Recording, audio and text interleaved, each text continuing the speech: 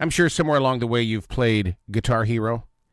Well, we're about ready to call a guitar hero right now. A man that actually makes guitars. He also plays guitar. So let's call up Taima.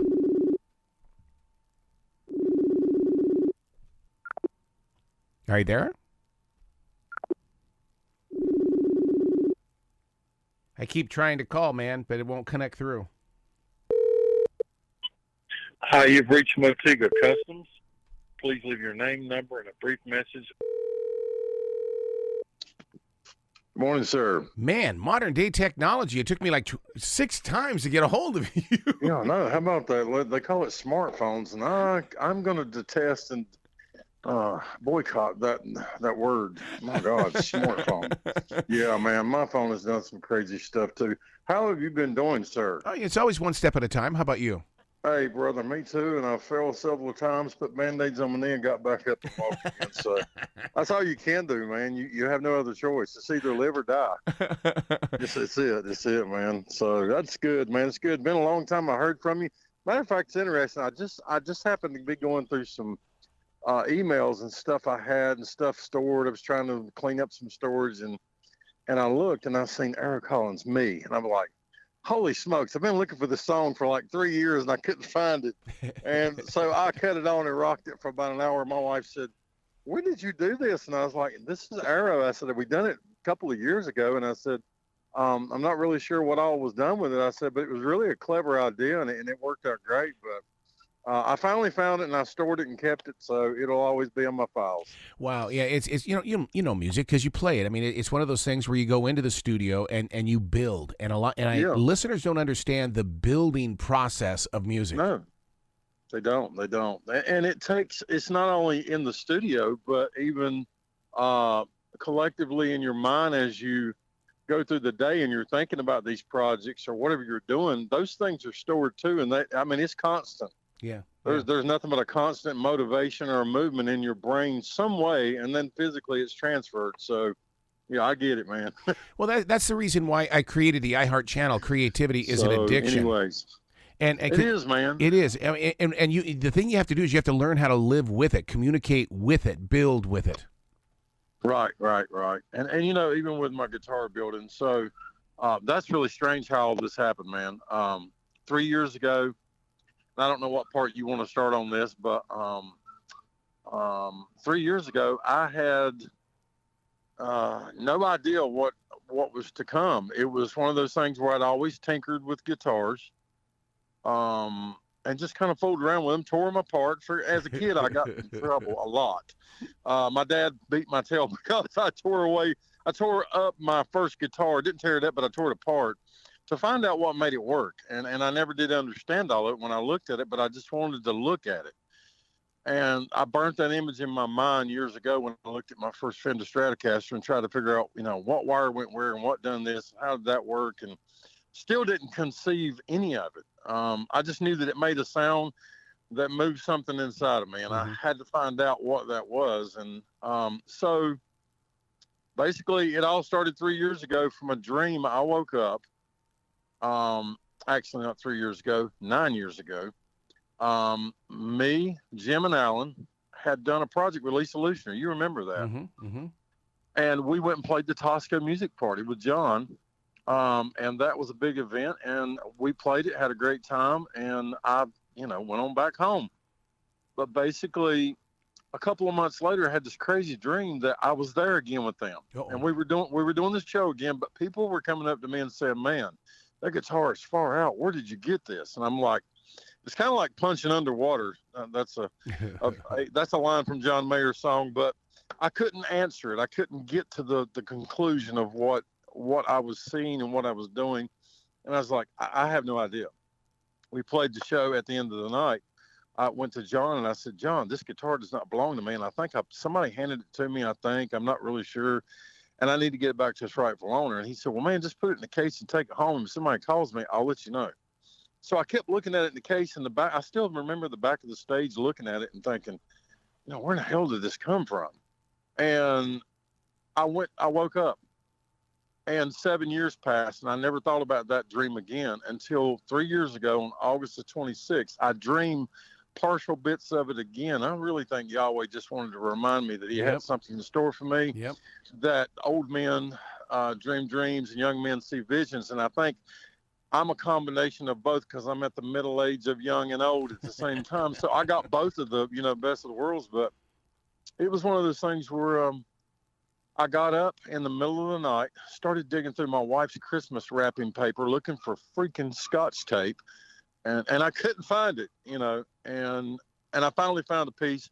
Went in my daughter's room at 2:30, like I said, 3 a.m. somewhere in there. Got some college roll notebook paper. I still have the drawing, and I drew my first guitar body that I saw in that vision. Wow. Got up the next morning, looked at it, and I said, I have no idea what I have done, but I have to follow this and find out what it is. And so the job that I currently work, day job, I meet a lot of clients and stuff that I take care of, and this young lady that does crafts, I was telling her about, I was wanting to build this crazy looking guitar, and she said, well, and I was also working on a Fender Telecaster for somebody, and I said, I need a piece of really thin wood to do a pick guard, and she said, well, go to Klutz Lumber Company. Well, I get there. Turns out, that it's a young man that I went to Christian school with, Charles Klutz. And I'm describing what I'm doing. He said, what are you building your own brand? I'm like, no, I'm just kind of doing the copycat thing. And I said, but I've got this crazy design. And I said, but the woods I'll never find. And he said, what kind of woods? And I said, it's exotic woods, I think. Flame maples and different kinds. He said, come over here with me. And he took me to another part of the warehouse and opened up. It was like a candy store moment where you walk in and find the fireballs and the gumballs, like, oh my God. And he said, look at this. And I was like, Charles, how long? He said, man, I just started carrying this a year ago. Everything was being set up for me along the way, in the stars alignment, whatever you want to call it, God, Yahweh. I call him Unelahi, and that's Cherokee for the Great Spirit. But, it all moved into place. I literally did not leave there until I bought my first 6-foot piece of mahogany and 2 6-foot pieces of maple, or 8-foot piece. And I went home, looked at it, put them together, started moving, and it all started coming to me. And I didn't realize that it wasn't me that was coming up with these ideas. I was getting downloaded exactly what needed to happen in my life to make this happen. And at some point in my stubbornness, I literally had to come to terms that I was not in control of this anymore.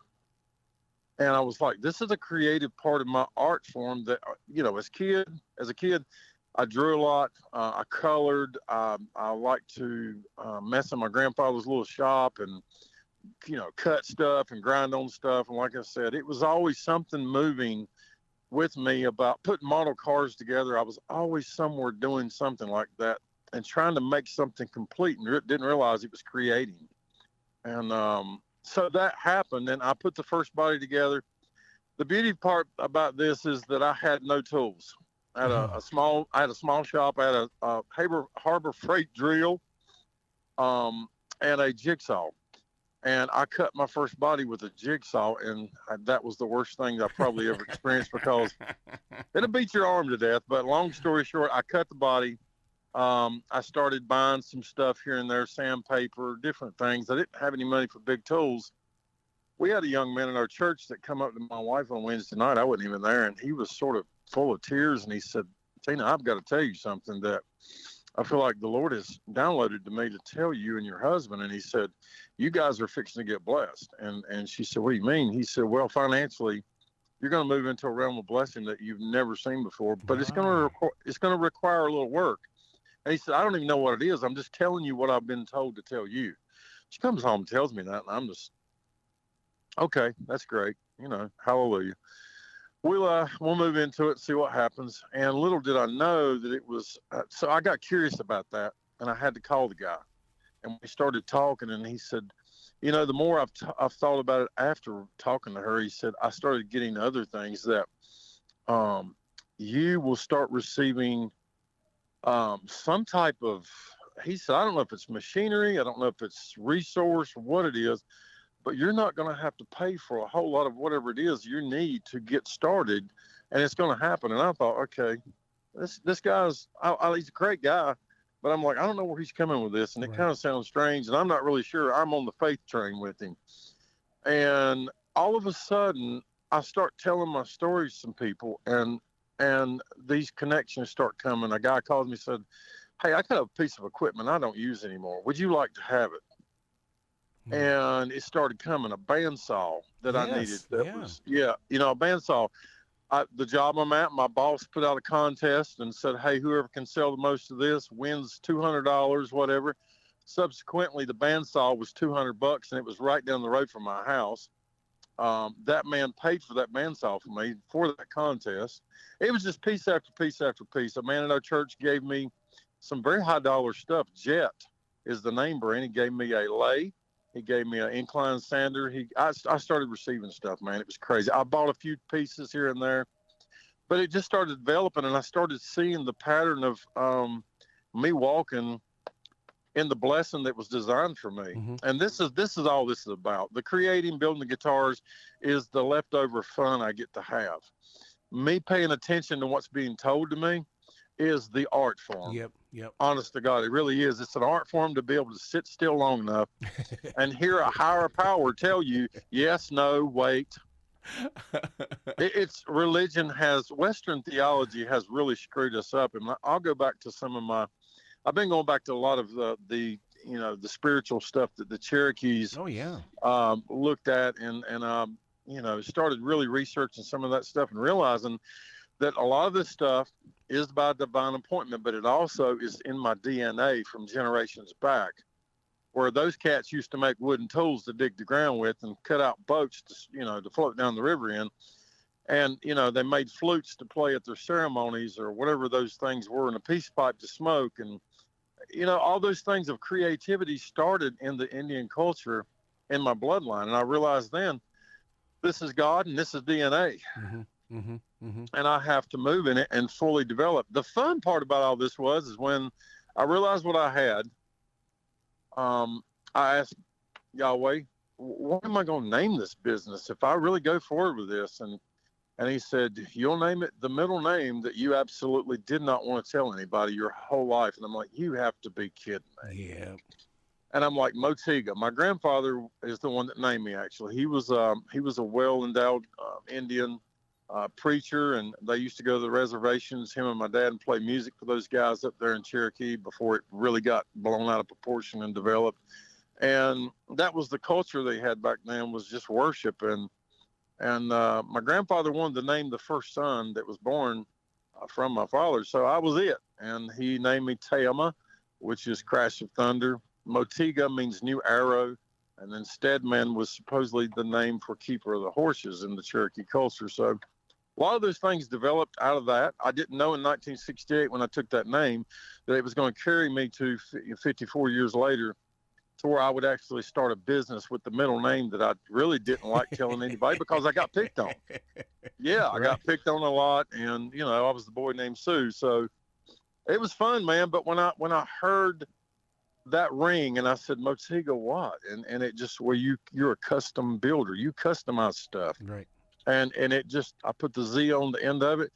And I never looked back from that. Even when I said it, it had a new meaning to it. It had a new ring to it. It didn't bother me anymore.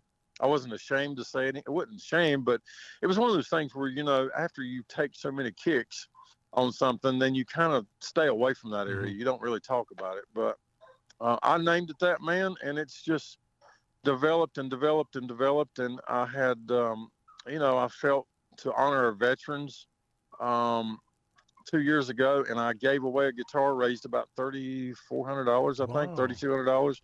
And that organization took and put furniture in some vets' houses that they were able to establish for those guys. And, that was a great moment, but that wasn't really about giving the guitar away. It was about showing me that I was ready to enter another realm of the public with this thing in first off, in a generosity type of way that people see my heart, mm-hmm. that I actually have a good heart. And if it's a long story about giving, but we'll get into that too. But basically that's where it started. And I had the vision when I was set up at that table that day at that big venue. I realized then that this is my confidence being tested. Do I feel brave enough to stand in front of this table and say, this is mine, I made it? Right. Look at it, get what you need to take from it. Does it make you look twice, or does it just make you walk by? And it's not for everybody. I did learn that. I became easily offended the first couple of hours I was in that thing, because people walk by and look at, kind of look at it and walk off. And then there were some people that just captured them, and they had to stop and talk about it. And I realized then, God just said, it's not for everybody, son. It's going to be for the ones that are chosen for this, and that's going to be it. And it will carry you and your family into some legacy promises and blessings that are coming down through the line, just as it came from, 5 generations before you. Right. And that's kind of where it all went, man. And I realized that guitar building is the fun part, but understanding how to be obedient, listen, learn, cultivate, harvest, just make things happen with the knowledge and the power that I've learned. I have no luthier skills as far as being to school. I don't have certificates. I will say that just recently a young man was placed in my life through a purchase online for some rings that go around the pickups, and he's out of Delaware. And come to find out, I called him Thanksgiving last year. He never returned the call. January 1st, he calls me and says, man, I'm terrible about calling people back. What can I do for you? And I was like, wow, I didn't 3 months. But the beauty of that is I had to wait, because God had to work on this man's heart. Yep. And in that process, this man started talking to me, and he just connected with me in a brotherly love. And his name's Dennis McPherson. He owns McPherson Guitar Works out of Delaware, and super great guy. He saw my vision, started, watching me on Facebook and doing stuff, and we exchanged numbers and have become really good friends.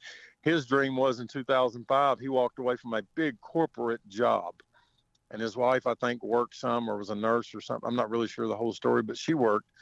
And he said God told him to step away from corporate and start that business. And he said it was rough a couple of months or whatever, but he got through it. And now, he's built for the Jonas Brothers. He's built for several other acts. And with that said, this man has actually built me stuff and sent it to me and never put a bill of lading in the box. And I'm like, Dennis, I owe you money for this. And he won't take a dime for it right now. And I'm like, you can't do that. And he says, I have to do this right now, because I was in your shoes in 2005, and giving open hand is the first key. Yep. That's the first paycheck for you. So long story short, there was a young man that came in my life through my church family and stuff. Eddie James Ministry was a singing, and it's actually a home, I think, somewhere up north, that this young man has a singing group and has dancers and singers, and he helps get broken people off the street, drugs, all that stuff. And really a kind man, a generous man, loves the Lord, and he's just great. He had a guitar player that was in a service, big guy, 6'6", big fella. I'm talking about huge. And I saw the guitar he was playing, and I thought it was an old piece of junk, but it actually was something somebody had customized, I guess, and made look vintage. But during that service, I felt a nudge in my gut that said, give him your new Paul Reed Smith. He needs it. And I looked over at my wife and I said, honey, I just bought this Paul Reed Smith I played a couple of things with Britt Nicole. She's a good friend of mine. She's a Christian contemporary artist, and we had done a couple of gigs with her. And I had bought that guitar actually with some of the money I made at the studio off of Lisa's album and some other stuff. And I couldn't get past it. So the whole service went to the very end of it. I had not given the guitar. I'd watched them load up and they were ready to go, and they had to be in Kentucky 8 hours later to set up for a new thing. And I basically made it out the door to stop the van just about without running over me. And Eddie said, what in the world? He threw his hands up. I said, I have to see your guitar player.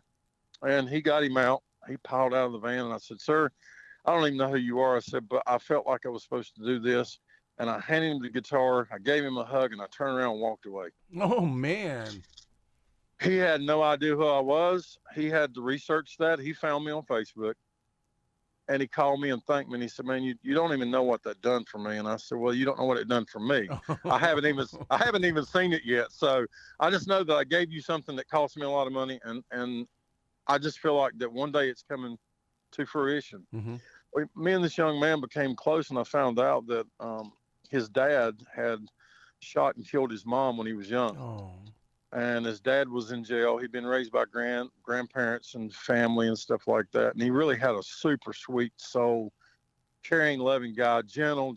With all he'd been through, there's no way I could have been that peaceful. And I didn't know the struggles he dealt with in that. And we later conveyed all that to me. And I learned that I needed to be. I have all daughters, no boys, and I felt like I was supposed to be like a mentor, a father figure for him. And I just asked him one day. I said, "Larry, do you mind if I call you son?" and he said, "Absolutely not." He said, "Can I call you Pops?" And I said, "Yes, you can." That was about 5-6 years ago, man. And in between that, I'd give him guitars. I'd give him a Strat that came out of the studio that was given to me by Alan. And there was some other stuff. He actually sent me a guitar. Had been in a wreck. I kept it for about 5 years, and in a box. Had been tore up. And one day God spoke to me and said, "Put that together and send it back to him." So I built it. Sent it back to him. He wound up playing on a video. I don't remember the name of the song, but it was with John P. Key, Kirk Franklin, and Travis Green. There's a video that he's playing the guitar in. So there was blessing number one, seeing that guitar on the screen, realizing that I'd sowed in that boy's life. I was going to get sown back in too. So just recently, in all this greatness of building and just creating and seeing different things, when I go to the wood shop, I see things when I pull wood out, and I can actually see the guitars built. Mm-hmm. When I pull the wood out and see into the grain and what's going on. It's just a vision that I can't explain, almost like a 5D dimension that I can see in when I'm doing this. He calls me 3 weeks ago, and I had just built a guitar for an artist named Derek Daisy. I think you know him. Derek's been in the studio and recorded some stuff. I did some work on his album called All Behind Me. Mm-hmm. Brilliant young man. He lives in South Carolina. We had just built a gold top for him, and he said, "If you can build it a gold top with the flame of the wood showing through," he said, "I'll buy it from you." And I said, "I have no idea how I'm going to make that happen, but I spent a month. I spent a month researching it, and it happened."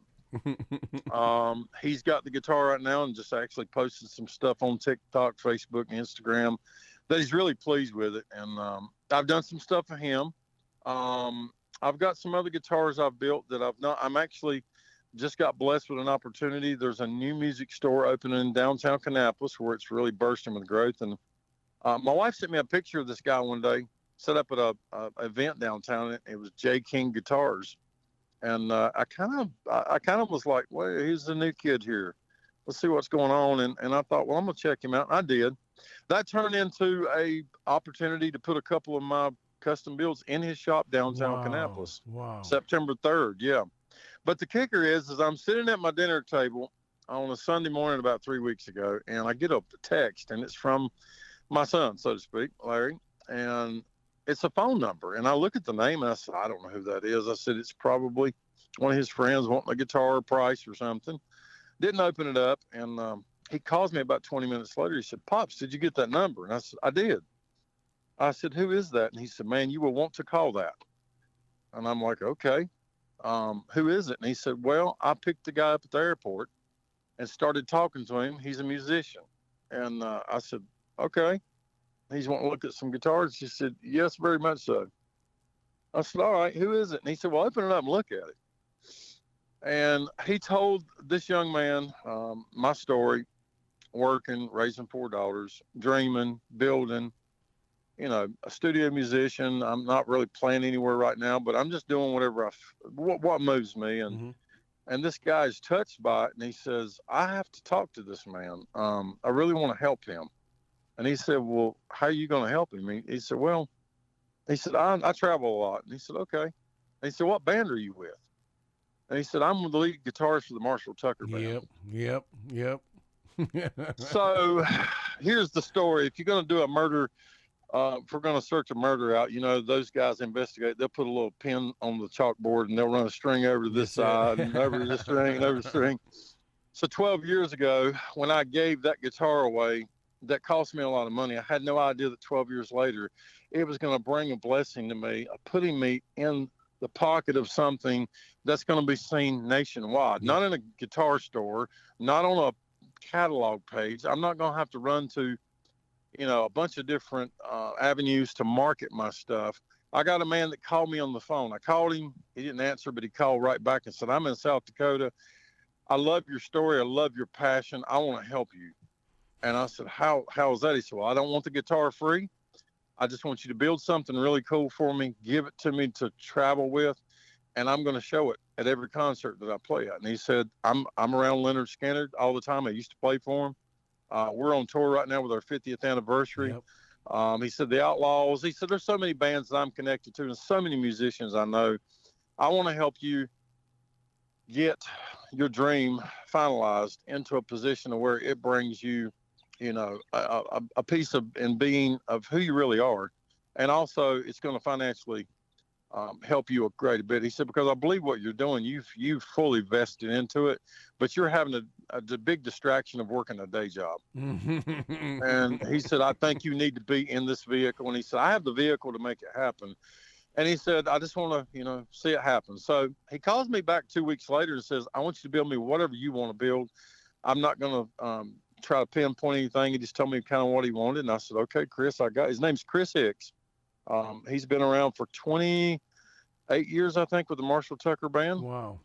He had left the Outlaws and came on board with those guys and played for Skinner, I think, in 94, 95 for a little bit. He's good. He was good friends with Huey Thomason. He knows Dickie Betts personally. Oh, yeah. He's got the phone number, sir. Mm-hmm. He's got the numbers. I just have to be able to build what these guys would really enjoy playing. And so far, what I'm building, everybody just touched him, said, man, I've never felt anything that played like this. Before I build from anybody, I usually research them a little bit, especially if they're famous, like this guy, or not famous, but well-known. But, on a personal level, if there's a man that comes to me, I'm going to question him things. What do you like to play? What's your style of music? What method do you pick? How do you pick? How do you hold the guitar? There's so many things that I'll try to dissect and find out how their habits are to find out how I need to build a guitar, right. Which guitar body style they need and what pickups they need and all that. But really, man, that's the fun part of it is just finding out all the details about these things and getting to pick the wood and all that. That's just like me going to this canvas and breaking out the brush and just slinging paint somewhere, man, and making it look like something that only I can see, but somebody else will see it. Not everybody's going to see it, but somebody will have the same eye, the same dimension that I have when they look at one of my pieces and say, I get what this guy's doing. Yeah. Yeah. And it's not a Fender Stratocaster. It's not a Gibson Les Paul. It's not an Ibanez. It's not, a Gretsch. It's this dude's all by himself. Wow. And that's where I want to be. I have an entourage behind me. That's for sure. I've got people that are backing me right now that believe in what I'm doing. But by myself, I'm standing alone with a lot of support from my family. My daughters, they support me. My wife fully supports me. I got friends and family that have really watched this develop, and they see that this is a magic that only God can produce. Mm-hmm. Mm-hmm. And that's the beauty of the whole story. If I can actually make people believe that there's something somewhere besides this dirt we're standing on that cares about us enough to push us into some areas in life that we've never seen before. And religion tries to do that with don't. You can't do that. You can do that. You have to look this way. You have to do that. No, you don't. You have to be who God designed you to be. You have to open your heart, listen to him, and the Holy Spirit will tell you exactly what to do. Because I have living proof today standing on my front porch talking to you that if you listen, he'll tell you exactly what to do. Exactly. It's been a beautiful story, man. I just I can't wait to see where it goes. And I don't know who I'm going to meet along the way. I never thought I would meet a young man playing with a rock band that's probably one of the longest running rock bands in the world. You've got Skinner, you've got Marshall Tucker, you've got Foreigner, you got Journey. These guys have been around 40 plus years, man. Yeah. And how a man sitting at his table dreaming in a little small building in his backyard can connect with something like that, there is nothing but appointment written all over it, and I had to show up for it. Yep. We've got to have a continuation to this podcast and your story, and the reason why is because I want to make sure. I mean, if Def Leppard's going to call me up 9 times and we have a conversation, I want your story to be a part of that as well, because because your process and your personal growth is because what you're creating is everything that I've always said. We have got to learn how to drop the 4 walls of the church and get on the street. Well, what you've done is you've provided a tool for other travelers to communicate with others. Yes. You're dead on, man. You're dead on. And this just doesn't involve me. The beauty about this is I even thought about this. I said, God, what if this is not even about me? And now that's a doorstop. That's a doorstopper right there. That'll make you take the key out of the lock and say, wait a minute, I don't know about this, but I have matured enough in my spirit now that I realize that if I'm just developing all this, for one of my daughters to pick it up, which I have a daughter that is musically inclined, artistic as I don't know what, and she loves being around me. She's my ride or die. She's, Dad, let's go fishing. When we're leaving somewhere in more than one vehicle, she's the one that jumps in the front seat of my truck or my car or whatever I'm in, and the other one's driving Mom. And they all love me, but this young lady, when she was 8 weeks old, she stopped breathing. And she was purple when we found her in her crib. We had just brought her home 8 weeks earlier. My wife gave birth to her, and she was asphyxiated somehow or another. We found out later. But I just happened to feel a nudge to go by and check on her, and I usually didn't because she was taking a nap. She stopped breathing, and her pulse was very low, very, very low. And we called 911, and they said, you're going to have to perform CPR. And I'm like, honey, I'm 6 foot and 300 pounds. There's no way I can do this to a small baby that I can hold in one hand. They said, you're going to have to. And so I performed CPR on the child. She became coherent again, was breathing. We rushed her to the hospital. No damage that we know done, but I knew right then that there was something special about this chick, that there was another part of an enemy that did not want her to exist, because he knew she was going to do great things through me, I think. And through him, and we have that connection. She's creative. She's literally every day playing her guitar, walking around the house. Dad, listen to this song. How do you play this? She knows who I am now, and she's just sort of my, I don't know. She's my sidekick, but I even asked. I said, well, God, I don't have any. Girls don't build guitars, and I realized then, he said, but you don't put limits on me. I'll use whoever I need to use. If it's a girl, if it's, a boy. He said, but you got to understand this. She's going to have children one day, and she may have a grandson that sees your vision and your dream and what you're doing, and she already sees it. So she may be able to have the resource to give him the knowledge. The wealth will already be there, and I can put this into a legacy form to where through the generations, what I'm doing right now might bring me a little notoriety, might bring me a little pocket walking around money. It might be all good for a little while. That's okay. I'm actually okay with that if I don't make it in that source, as far as, being well known and all that. But what I do care about is if those kids can take it and run with it, and I leave them a legacy that they can actually provide for their family for the rest of their lives and their grandchildren and their grandchildren. Leo Fender done it. Orville Gibson done it. There's ways to do it. It can be done. It's been done through the generations, but that's where I'm at. I really enjoy building. I really enjoy working toward building a future for the ones coming behind me. And it's going to be good. That's all I know. That's all I know. What's your website so listeners can go to the website and connect up to your energy?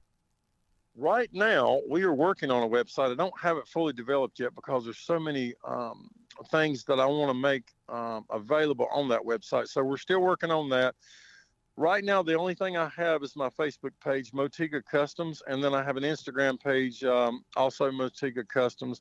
But we're working on that. We've got a young man that's working on our website right now. I'm trying to get it detailed to where you can go through, select what type of woods you want to use that I fancy myself and love to build with.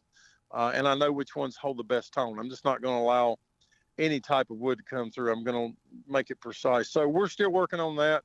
bear with us with that, but we will have that developed within the year, I think. And then we can kind of customize it to where somebody can just say, hey, I'd like to put this together. Let's see what it looks like. And we can have a conversation on the phone personally, or if I have to, fly, drive, whatever it is to meet somebody, if it's within reason of that, then that's what we'll do. But yeah, we are developing one. It's coming. But we've just right now we're at a standstill on some components of that we need to get worked out. I love it. I love it, man. You got to come back to this show anytime in the future. The door is always going to be open for you. Yes, sir. It's always a pleasure to talk to you, Ari. You're such a great writer, and my God, you're a theologian as far as I'm concerned. I've always loved your insight on stuff. We follow you guys on Facebook and different things, and we're of the same cloth. I know we are. Absolutely. I know we are. Excellent. Yep. Well, go back to your family, and you be brilliant today, okay, sir? I will, sir, and you as well. Work hard, and we'll see you soon.